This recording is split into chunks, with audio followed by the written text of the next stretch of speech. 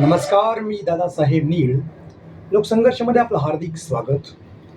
छत्रपती शिवाजी महाराजांच्या काळापासून अन्याय हा होतच आलेला आहे आणि या अन्यायाविरुद्ध कसं लढायचं हे तलवारीपेक्षा विचाराने अधिक सांगता येईल. खरी तलवार छत्रपती शिवाजी महाराजांच्या काळात एका वृद्ध शेतकऱ्यावर अन्याय झालेला होता आणि तो अन्याय गावातील एका सावकाराने म्हणजेच आपल्या ताकदीचा वापर करून केलेला होता.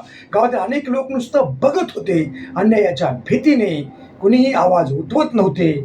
परंतु त्याच वेळी त्या ठिकाणी एक तरुण तडफदार युवक पुढे आला. त्याला तलवार चालवता येत नव्हती, त्याच्याकडे कोणतंही मोठं सामर्थ्य नव्हतं, पैसा नव्हता, पण त्याच्या मनात शिवरायांच्या विचारांची ठिणगी होती आणि तो ठामपणे म्हणाला, आज माझ्या हातात तलवार नाही, पण अन्यायाविरुद्ध आवाज उठवण्याचं धैर्य आहे आणि शक्ती हेच शस्त्र आहे.